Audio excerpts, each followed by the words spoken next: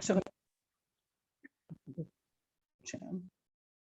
chers collègues, permettez-moi de vous présenter le cours d'aujourd'hui qui va porter sur l'endocardite infectieuse. Donc, durant le cours, on va suivre le plan suivant. Notamment, on va entamer par une petite introduction, une petite définition, puis l'épidémiologie, donc l'éthiopathogénie, après donc facteurs favorisants, la classification, les présentations cliniques, le diagnostic, les formes cliniques, les complications, puis traitement et prévention et l'évolution, puis on va finir par le pronostic et les messages à retenir. Donc, pour introduction, donc l'endocardite infectieuse, c'est une maladie assez fréquente. Elle touche 30 à 40 cas par million d'habitants en France. Elle est possiblement grave. Elle peut arriver à 20% de mortalité. C'est une entité très transversale qui peut associer plusieurs disciplines, notamment la cardiologie, les maladies infectieuses. Elle peut donner des atteintes rénales, neurologiques et immunologiques. Il faut faire attention, bien sûr, à la porte d'entrée, qui peut être ORL ou digestive. Son diagnostic il est retenu sur un faisceau d'arguments cliniques, microbiologiques et échographiques basés sur les critères de Duke modifiés. Et la prise en charge elle est pluridisciplinaire, incluant le traitement de la maladie de base, basé sur une antibiothérapie prolongée adaptée aux micro-organismes, ainsi que le traitement des complications. Donc, pour la définition, elle est basée sur trois grands éléments. C'est une greffe d'un agent infectieux qui est le plus souvent une bactérie, donc à l'occasion d'une bactériémie sur un endocarde qui peut être valvulaire, non valvulaire, sur des prothèses valvulaires ou tout autre matériel prothétique intracardiaque. Donc, l'endocarde est le plus souvent antérieurement lésé. Ça peut être soit dans le cadre d'une endocardite subaiguë ou endocardite d'Osler, ou bien il est rarement sain dans le cadre d'une endocardite aiguë. Donc, pour l'épidémiologie, donc le profil épidémiologique de la maladie, il a évolué durant ces dernières décennies, avec un doublement de l'âge, un doublement de l'âge moyen des patients, une augmentation de la prévalence de l'endocardite chez les sujets porteurs de matériel étranger intracardiaque. Durant les 3 dernières décennies, l'incidence de l'endocardite, elle n'a pas diminué, la létalité donc non plus. Elle est généralement estimée entre 3 et 4 cas en 1000 habitants. La fréquence de l'endocardite, elle augmente de façon très significative avec l'âge, allant jusqu'à plus de 15 cas dans 100 000 habitants chez les patients de plus de 65 ans. L'âge moyen, il a atteint 60 ans dans la dernière investigation de 2008, publiée dans cette étude française. Donc, plus du quart des endocardites sont associés aux soins. Les staphylocoques, les streptocoques et les entérocoques sont responsables de plus de 80% des endocardites. Désormais, le staphylocoque doré est le premier micro-organisme en termes de fréquence, avec 26% dans l'enquête française menée en 2008. Les hémocultures sont négatives dans environ 10% des cas, mais on peut pas, donc il est noté qu'on ne peut pas retrouver de micro-organismes dans 5% des cas. Et donc les sérologies, les PCR et les autres, les autres techniques microbiologiques avancées vont permettre un diagnostic microbiologique dans près de 5% des cas. Donc, par rapport à l'éthiopatogénie et donc la NAPAT. Normalement, l'endothélium d'une valve native saine, il est résistant à la colonisation par les agents infectieux. Et donc, cependant, lorsqu'il existe une altération des structures valvulaires, notamment d'origine dégénérative, rhumatismale, et dans le cadre d'un dispositif intracardiaque, la matrice extracellulaire est exposée au flux sanguin circulant, pouvant donner une constitution d'un dépôt fibrinoplaquettaire qui est stérile. Et à l'occasion d'une bactériémie ou d'une fongémie, les bactéries, des macrophages et des polynucléaires peuvent adhérer, puis se multiplier au niveau de cet amas fibrinoplaquettaire et donc former ainsi la végétation. La végétation, qui est une masse irrégulière, friable et nécrotique, implantée sur les commissures ou bien sur les feuillets valvulaires sessiles ou pédiculés, de taille qui est variable, et elle est formée histologiquement de 3 couches. Une couche superficielle formée d'un amas fibrinoplaquettaire, une couche intermédiaire riche en micro-organismes et une couche profonde formée d'un tissu valvulaire nécrotique et inflammatoire. Donc, le devenir de cette végétation va aboutir à l'altération de la fonction de la valve en cause, formant ainsi des insuffisances ou plus rarement des obstructions valvulaires qui va causer des destructions progressives ou des mutilations donc valvulaires. Et ce, donc, à type d'ulcération ou perforation valvulaire, des ruptures de cordage au niveau de la valve mitrale ou bien des sigmoïdes au niveau de la valve aortique, des abcès de l'anneau au niveau de la valve aortique et des fistulisations à l'origine de tableaux plus ou moins graves d'insuffisance cardiaque. Par rapport à l'abcès annulaire, c'est une néocavité à contenu qui est purulent suite à l'extension de l'infection au tissu périvalvulaire. Il peut s'étendre au niveau du septum interventriculaire ou se fistuliser dans une cavité cardiaque. Et là, donc, on retrouve donc une vidéo donc, objectivant la présence d'un abcès de l'anneau périvalvulaire aortique. La végétation, elle peut également essaimer dans la circulation générale avec constitution soit de foyers infectieux secondaires à type d'abcès tissulaire,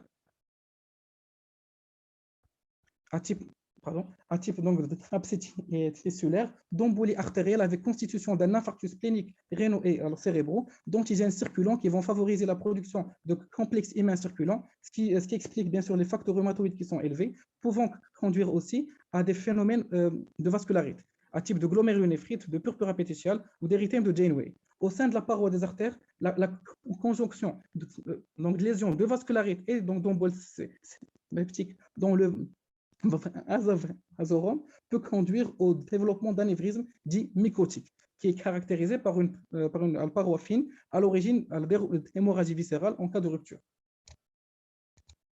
Alors là, c'est une planche qui va un peu résumer la physiopathologie. On a en fait deux grands événements. Un défaut qui est valvulaire, qui va former un gradient de pression et une turbulence périvalvulaire qui va favoriser la formation de cailloux fibrino-plaquettaires. En parallèle, on a une bactériémie.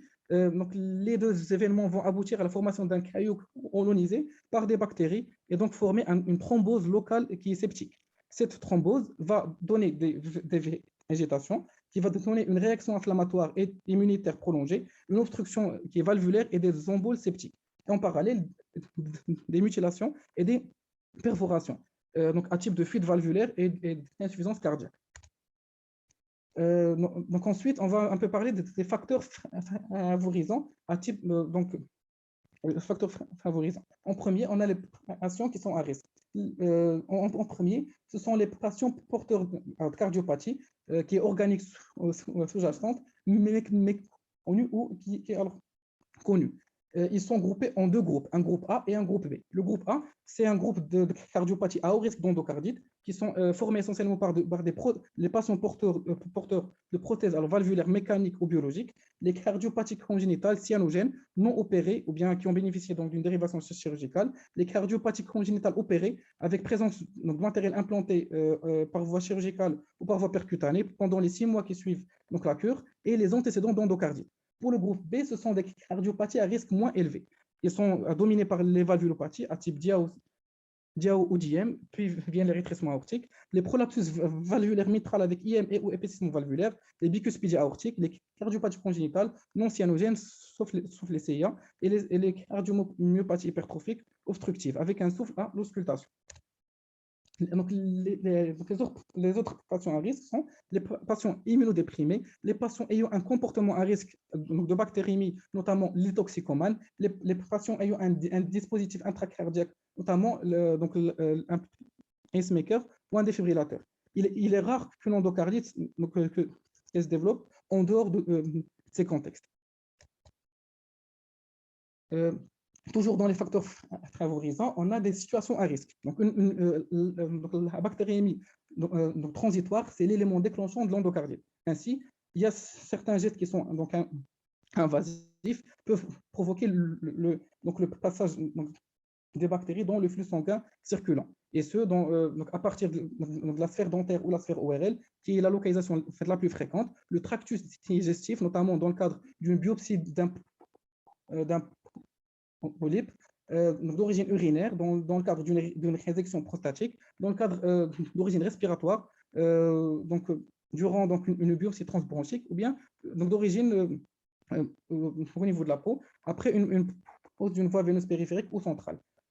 Toutes ces situations sont associées à un risque accru d'endocardite infectieuse. Mais dans la majorité des cas, il n'est pas retrouvé d'événement déclenchant. La bactériémie survient spontanément à l'occasion d'un brossage de dents ou d'un avocat cutané après une effraction lors d'une plaie ou une brûlure ou une piqûre.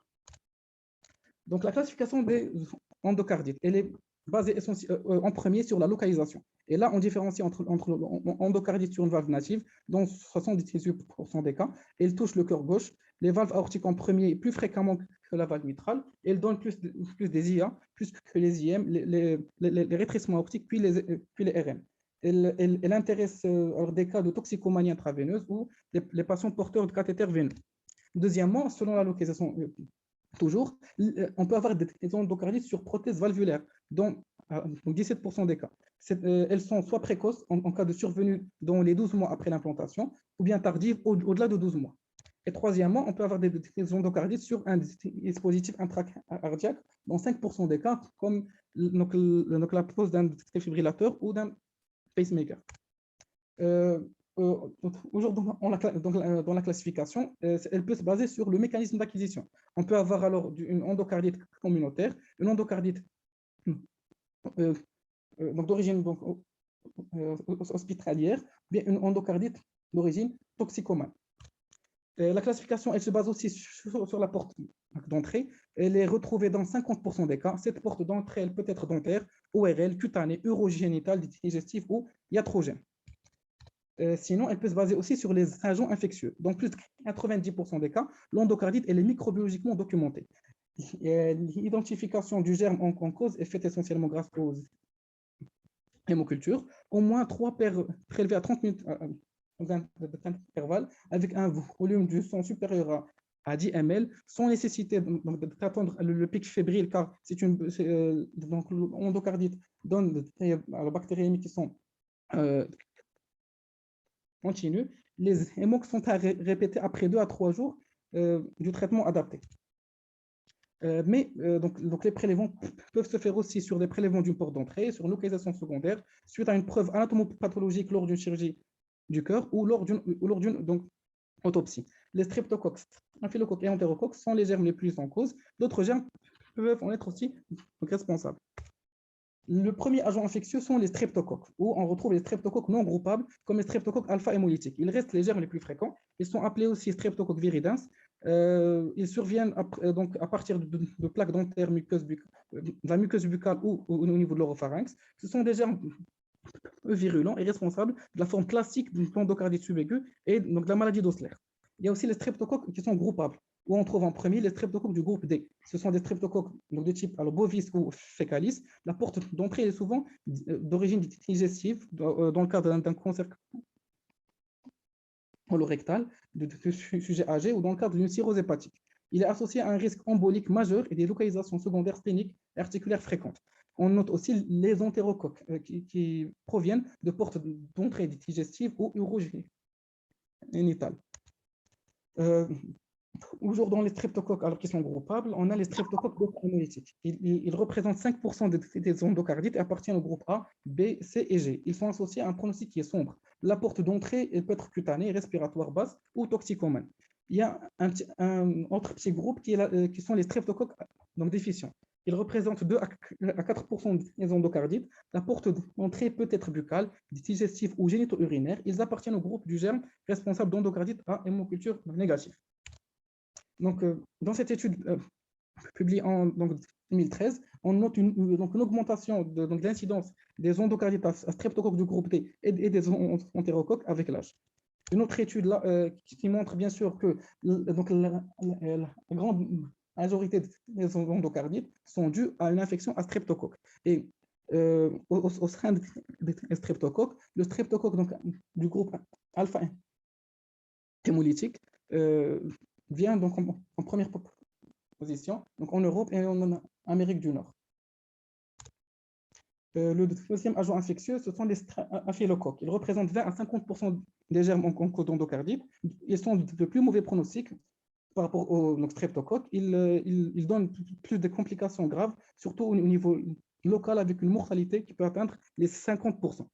On y retrouve 2 groupes de familles, notamment les staphylocoques aureus, dorée. Donc, c'est une porte d'entrée qui est souvent d'origine cutanée. Au niveau donc, lors d'une toxicomanie par voie intraveineuse, un mal perforant plantaire chez les diabétiques ou les neuropathes. On peut aussi avoir donc, des staphylocoques épidermis, dits aussi blancs ou à coagulation négative. Ils sont plutôt responsables d'endocardite sur valve alors prothétique. Dans ce cas, il s'agit d'endocardite précoce, en moins de 12 mois, car le profil donc bactériologique des endocardites au-delà de 12 mois, il rejoint celui de l'endocardite à valve native. La porte d'entrée est souvent cutanée primitive, secondaire, primitive ou secondaire, suite à un usage de dispositifs intracardiaques d'un post-cathé, donc d'hémodialyse ou de phase centrale ou en post-opératoire d'une chirurgie du cœur.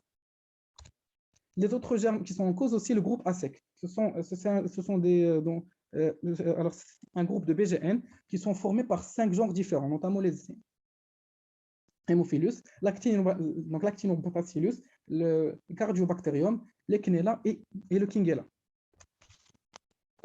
Ils proviennent de la flore commensale bucco-dentaire et oropharyngée. Alors, des soins dentaires précèdent généralement la maladie. Ils sont caractérisés par leur lenteur de croissance et le diagnostic repose essentiellement après une incubation de 3 à 5 jours, mais qui peut atteindre jusqu'à 30 jours d'incubation. Les autres germes en cause sont bien sûr les germes à développement intracellulaire, notamment les Coxiella burnetii et le Bartonella, les pneumocoques qui sont exceptionnels mais très graves, qui donnent fréquemment des perforations valvulaires et des méningites. Les BGN sont rares dans 5% des cas, comme le Pseudomonas aeruginosa, qui est le plus fréquent et qui est surtout d'origine soit digestive ou bien d'origine nosocomiale. Les endocardites d'origine mycotique. Ils sont essentiellement les candidats albicans et parfois l'aspergillus. Elles sont rares et très graves. Elles proviennent sur un terrain qui est particulier, donc d'immunodépression. Et d'immunodépression, elles donnent surtout de grosses végétations.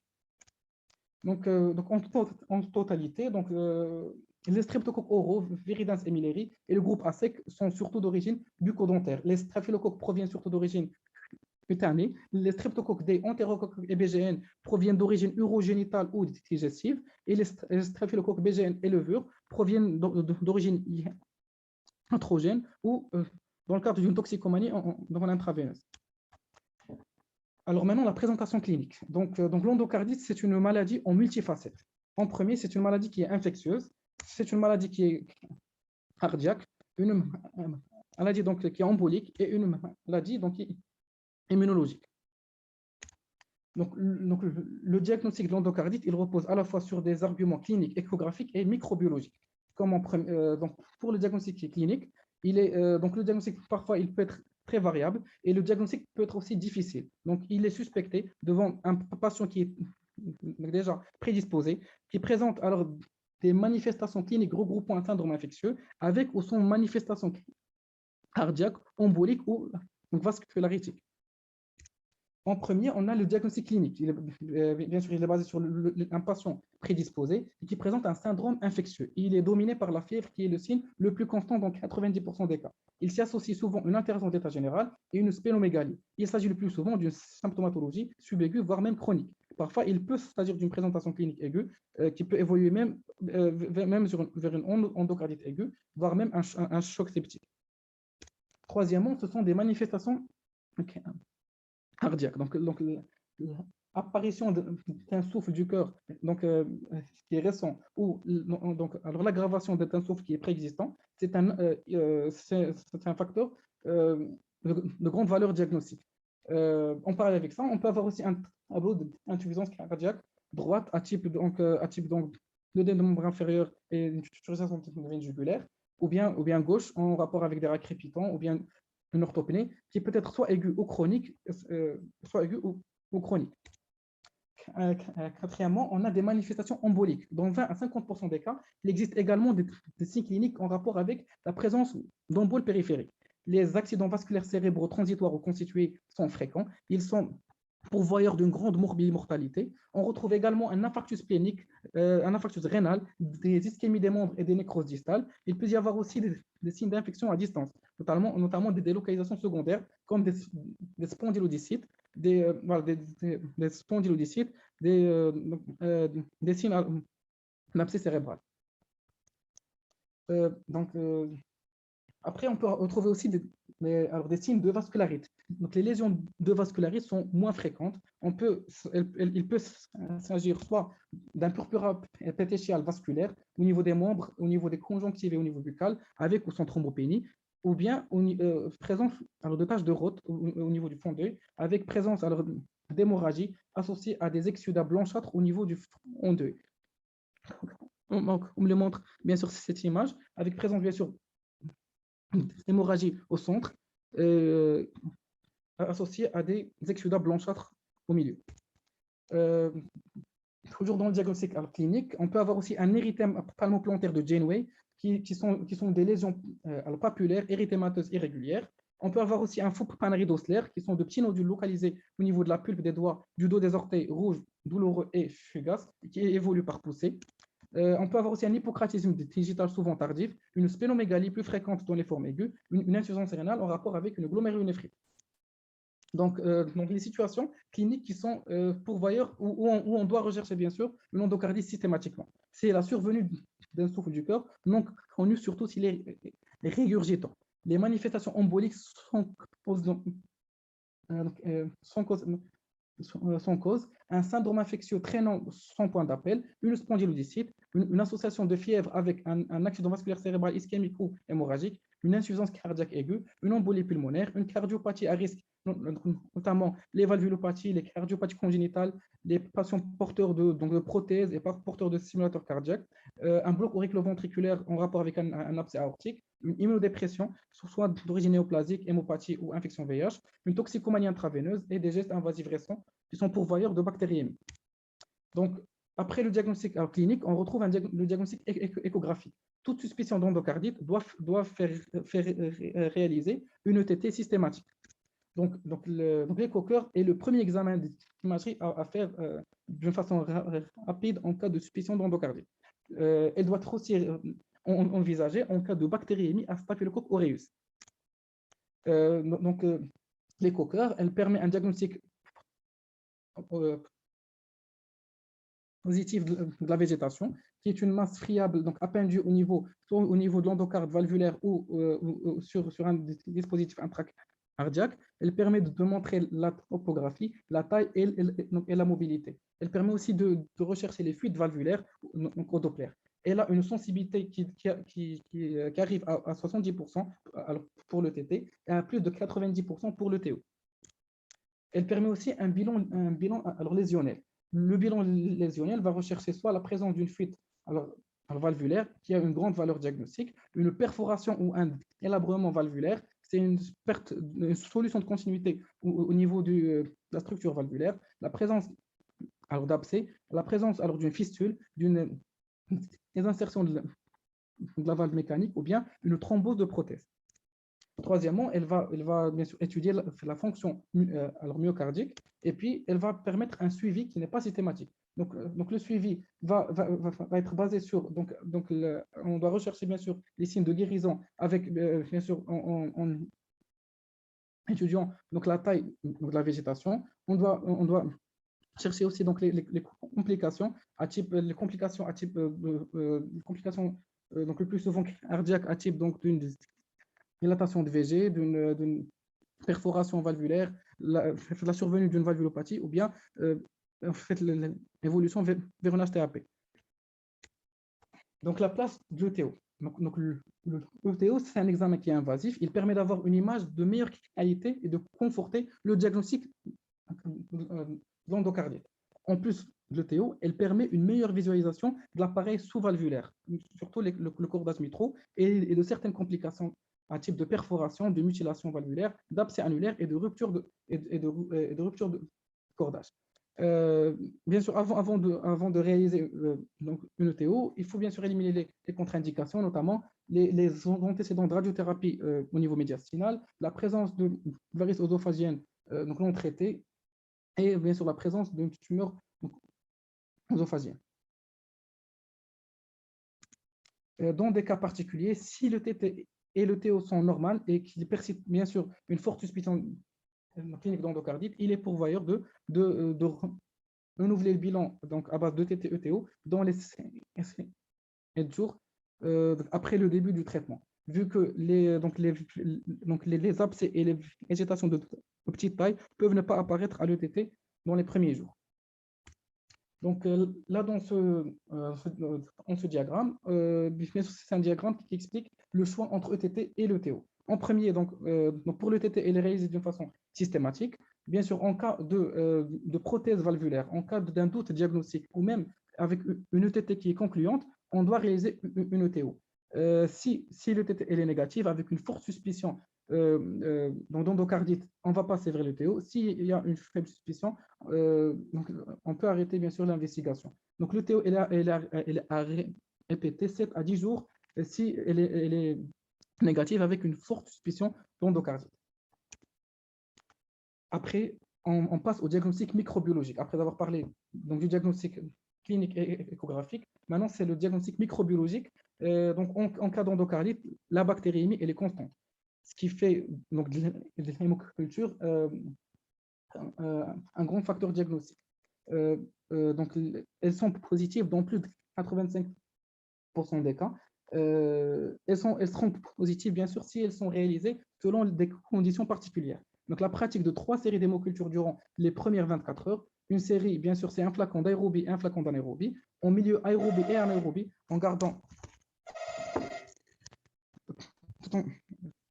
bien sûr donc les souches longtemps en culture, éviter les prélèvements sur des voies veineuses périphériques. Il est impératif, bien sûr, d'informer le laboratoire de la microbiologie, de la suspicion d'endocardite afin de donc laisser l'ensemencement au-delà de 3 semaines. Et bien sûr, en absence de positivité après 3 jours, il convient de répéter donc les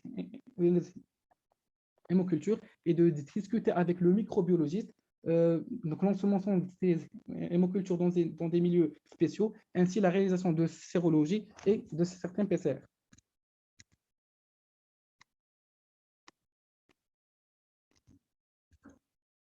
Alors, dans certains cas, on peut avoir une endocardite qui est certaine, mais avec une hémoculture qui est négative. Avec une hémoculture qui est négative. Et ce, dans 5 à 15% des cas. Cette situation va être retrouvée soit dans le cadre d'une endocardite décapitée, si on a une antibiothérapie qui est préalable, soit dans le cadre, c'est une endocardite à germe à croissance lente, c'est avec le groupe A sec, soit ce sont des germes à culture intracellulaire, notamment le Coxiella burnetii et le Bartonella, soit ce sont des germes à culture difficile, c'est des légionnelles, les chlamydia, les mycoplasmes et le Brucella, soit ce sont des endocardites d'origine fongique avec de la candida albicans, ou bien c'est non infectieux dans le cadre d'un lupus, d'un syndrome des antiphospholipides et ou bien d'une néoplasie. Donc, en cas de suspicion d'endocardite infectieuse, on réalise bien sûr on fait les prélèvements non bactériologiques. S'ils sont positifs, on enchaîne par la culture, puis l'identification et donc l'antibiogramme. Si c'est négatif, on procède aux sérologies. Les sérologies qui vont intéresser les Coxiella burnetii, la Bartonella, la Brucella, les légionnelles et le mycoplasme. On peut aller même vers une PCR plasmatique spécifique qui seront guidées par la sérologie, ou bien elles seront multiples si les sérologies sont négatives. Et en cas voilà, donc à part les 3 grands faisceaux cliniques donc microbiologiques et échographiques, un bilan initial doit être réalisé systématiquement. Il est basé essentiellement sur un ECG par jour, afin d'éliminer la présence d'un bloc auriculoventriculaire qui va être évocateur d'une constitution d'un abcès du manchon aortique. On va réaliser aussi une radiothorax afin d'étudier la silhouette cardiaque et de rechercher un foyer de pneumopathie ou une pleurésie et des signes d'embolie pulmonaire ou d'insuffisance cardiaque. Une NFS va être aussi réalisée à la recherche d'une anémie d'origine inflammatoire, une hyperleucocytose, une thrombopénie d'origine septique ou bien dans le cadre d'une CIVD dans les formes graves, un bilan inflammatoire à base d'une VSSRP qui seront augmentés bien sûr avec ces 2 paramètres sont excellents pour le suivi de l'évolution, la fibrinogène et la gamma-globuline qui seront aussi augmentés. On va réaliser aussi un ECBU plus une protéinurie de 24 heures où on va retrouver une faible protéinurie avec une hématurie qui est fréquente, une fonction rénale hépatique 1 en gramme sanguin. En cas de toxicomanie, d'autres explorations à la recherche d'une déficience immunitaire, notamment une sérologie VIH et une sérologie hépatitique B et C. Après, on va rechercher la porte d'entrée à base d'une panoramique dentaire et un examen traumatologique, une radiographie des sinus et un examen ORL, et plus ou moins une exploration urodigestive en cas de signe d'appel et en cas de germe à tropisme urodigestif, basé sur une fibroscopie digestive haute ou basse et une cystoscopie. Un bilan immunologique va être aussi réalisé, notamment à la recherche de complexes immuns circulants, de facteurs rhumatoïdes, de cryoglobulinémie, alors baisse du complément CH50 et de ses fractions, une fausse sérologie syphilitique positive, notamment VDRL positif et le TPHA négatif, une protéinurie plus hématurie en faveur d'une glomérulonéphrite aiguë. Alors, ces examens sont inconstamment concluants, mais d'autant plus fréquents que l'évolution est longue. 50% de positivité si l'évolution elle dépasse un mois. Après, on va réaliser aussi un bilan d'extension basé sur un scanner cérébral et thoraco-abdominopelvien, bien sûr en absence d'allergie et avec une fonction rénale qui le permet. Une IRM cérébrale, si c'est neurologique ou bien en cas d'une endocardite non certaine, à la recherche de signes indirects et en préopératoire avant une CEC. On va réaliser aussi une scintigraphie osseuse et une IRM du rachis lombaire si signe d'appel en faveur d'une spondylodicite, un fond d'œil en cas de suspicion d'endophtalmie et en présence de matériel implanté, surtout les valves prothétiques, soit un matériel de stimulation intracardiaque ou un dispositif d'assistance circulatoire. Le PET scan, c'est un examen très prometteur qui va nous aider à faire un diagnostic précoce et ainsi, bien sûr, rechercher les localisations extracardiaques. Si le germe en cause retrouvé est un entérocoque ou bien un streptocoque de groupe D, on pourra aussi enchaîner par une fibroscopie haute ou basse digestive. Là, bien sûr, place aux nouvelles imageries. Donc, en premier, on va un peu parler du scanner cardiaque. Il permet une visualisation des complications à type d'abcès, de fistule et de pseudo-anévrisme, notamment sur des tubes prothétiques et aortiques. Il est plus performant que le TO et le TT. Deuxièmement, c'est le PET scan. Le PET scan, il a une performance diagnostique si la valve est prothétique ou autre matériel intracardiaque. Il donne des faux positifs dans les 6 mois après l'implantation et il permet aussi de détecter les complications extracardiaques. Alors là, c'est une image d'un PET scan avec une fixation sur la valve prothétique donc au niveau du cœur. Ce qui est en faveur, bien, ce qui confirme donc l'intérêt du PET scan dans le diagnostic précoce de l'endocardite. Après, ensuite, c'est une image qui objective une fixation du matériel au niveau colique, ce qui est en faveur, bien sûr, de l'intérêt du PET scan dans le diagnostic des localisations extracardiaques. Alors, plusieurs études, bien sûr, ont mis le point sur l'intérêt du PET scan dans le diagnostic précoce et le diagnostic et le bilan d'extension dans le cadre de l'endocardite.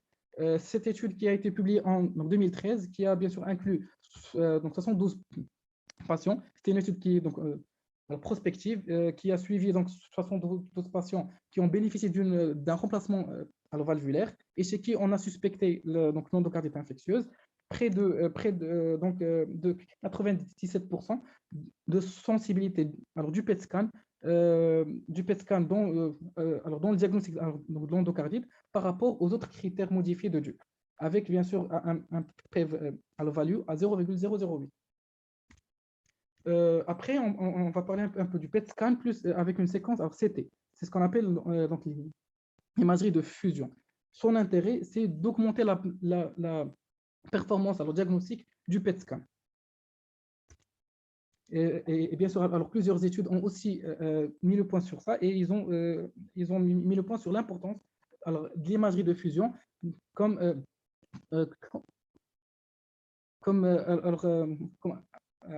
associé au PET scan dans le diagnostic précoce de l'endocardite.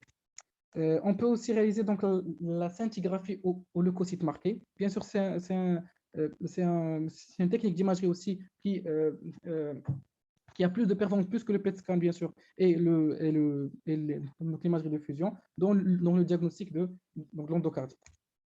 Au total, donc à l'imagerie, le TT donc, et le TO, ils ont un intérêt surtout dans pour étudier la morphologie donc, de la végétation. Le PET scan va nous aider surtout à étudier le degré d'inflammation et d'infection, et bien sûr l'extension. Et le scanner cardiaque, il permet de détecter surtout les lésions périvalvulaires.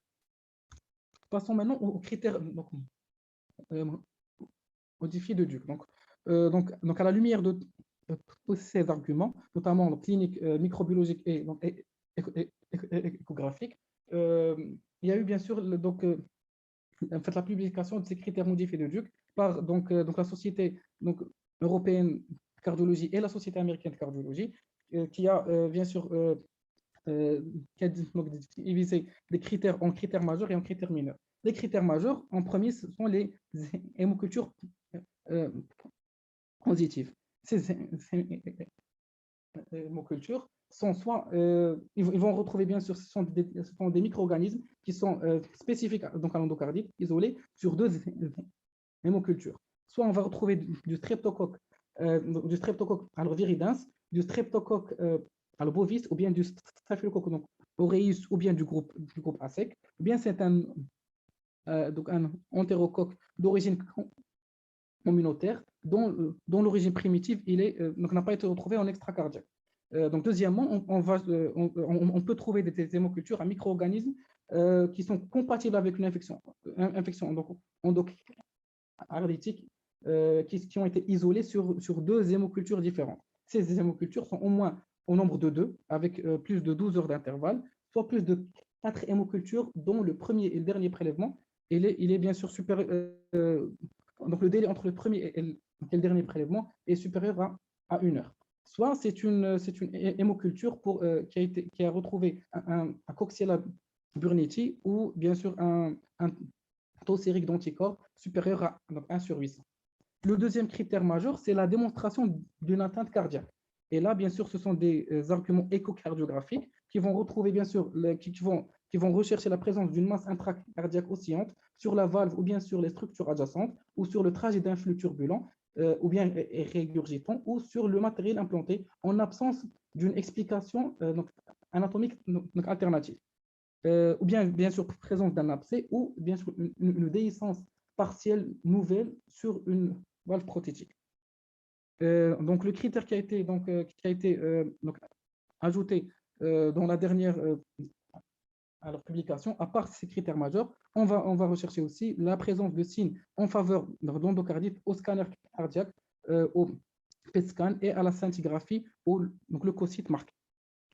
Les critères mineurs. Les critères mineurs sont les facteurs prédisposants, soit une cardiopathie à risque, soit la toxicomanie intraveineuse. Les cardiopathies à risque, ce sont les deux groupes, le groupe A et le groupe B.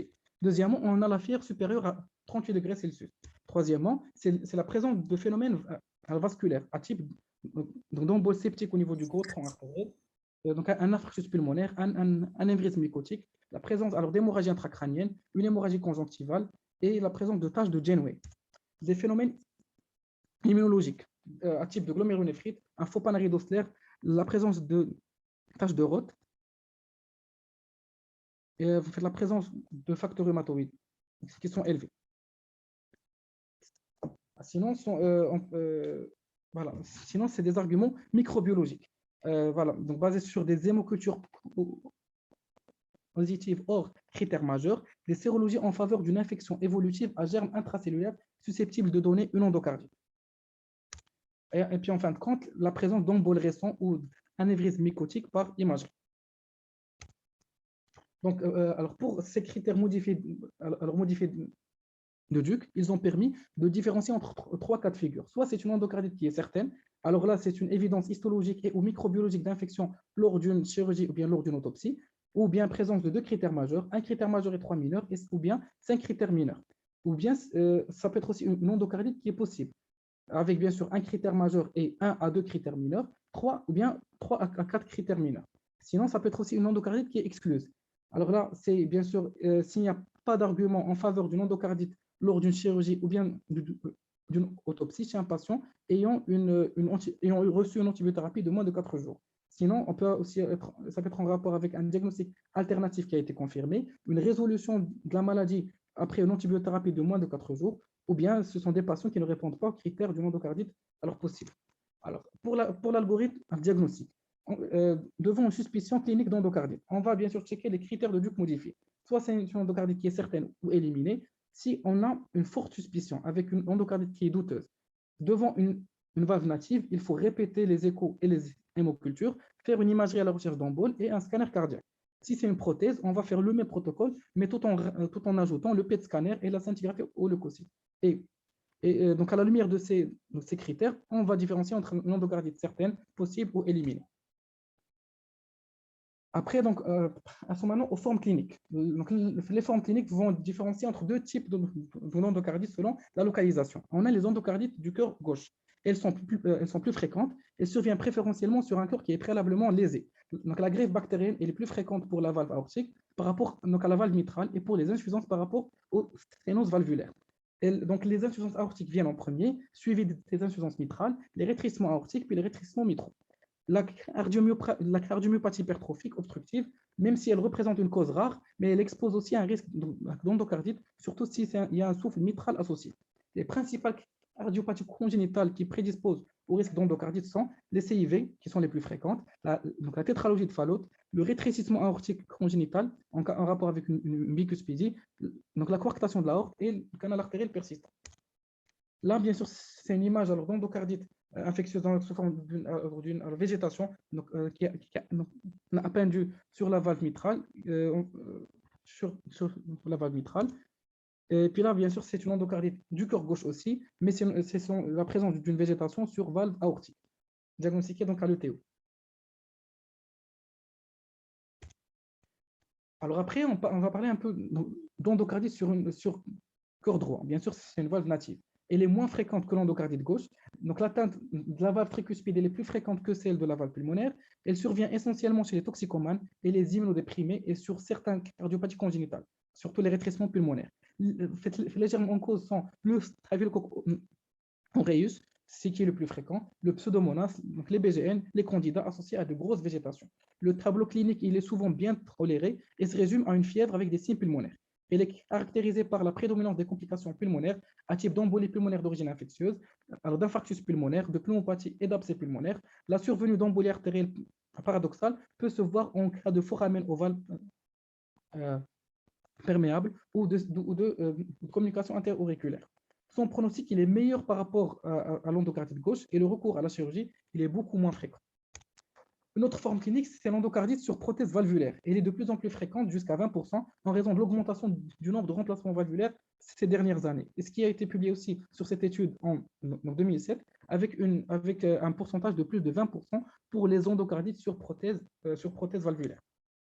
En fait, donc l'incidence elle est presque la même en position aortique ou mitrale et aussi pour les bioprothèses et les prothèses mécaniques. Elle peut être bien sûr alors précoce, qui survient en moins de 12 mois après le remplacement valvulaire, ou tardive, 12 mois après 12 mois du remplacement valvulaire. L'endocardite sur prothèse valvulaire est beaucoup plus grave que sur valve native, avec une mortalité qui est plus élevée, qui peut arriver de 20 à 40%, plus de complications à type de déhiscence ou de désinsertion de prothèse, thrombose de prothèse par la végétation ou abcès annulaire.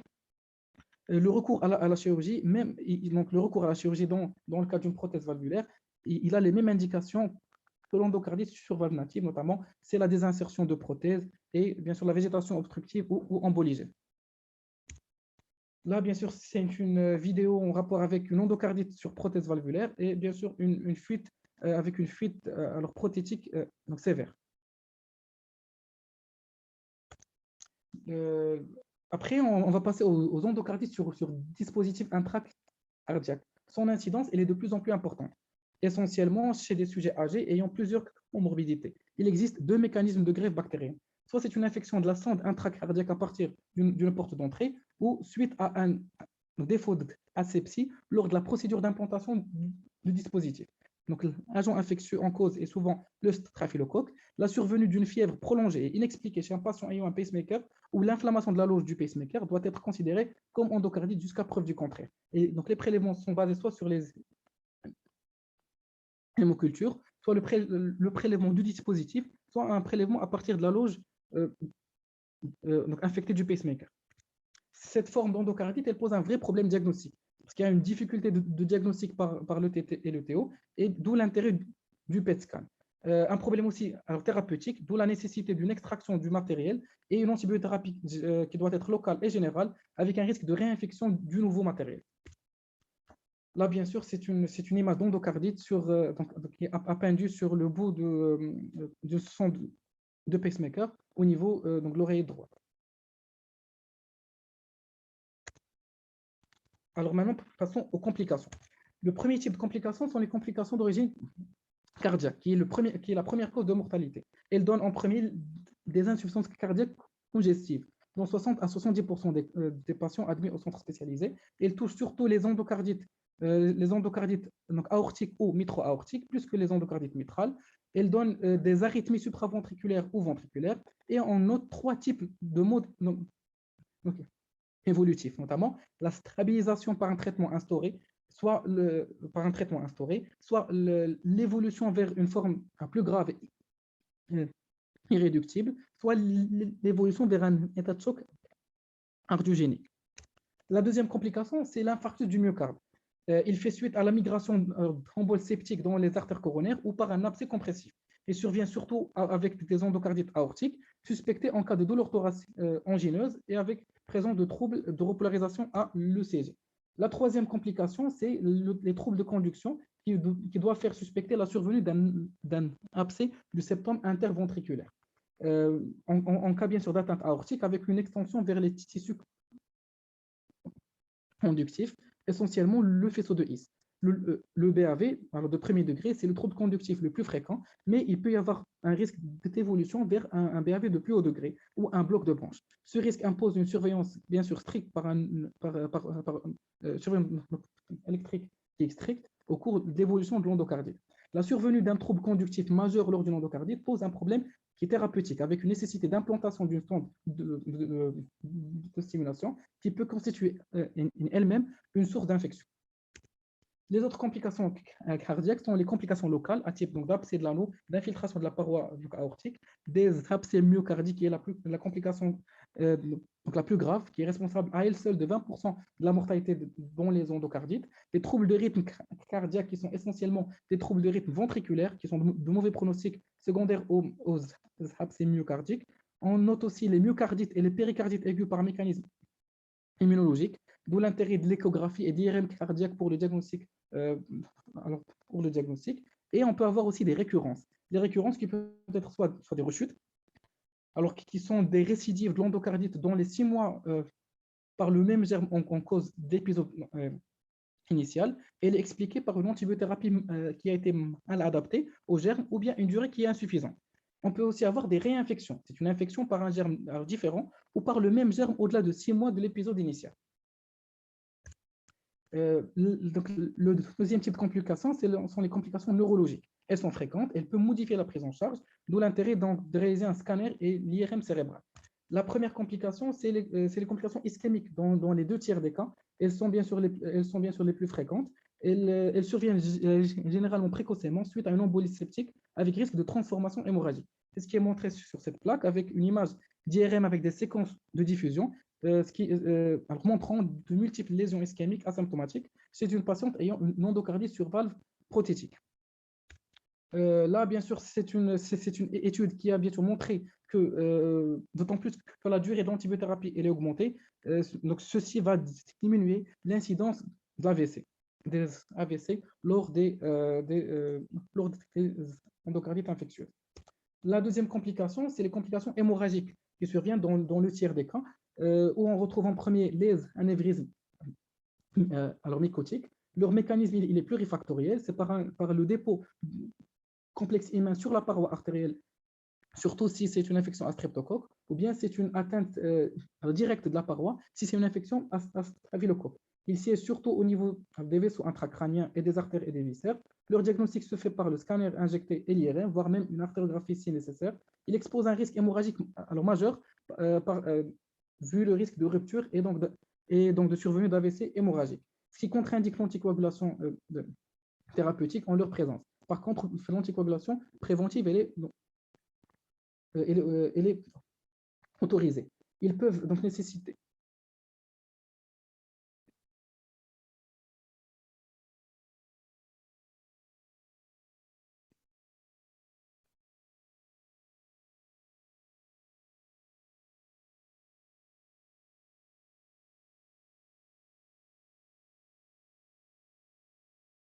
Pardon. Voilà, donc du coup, donc, ils peuvent nécessiter, donc, dans certains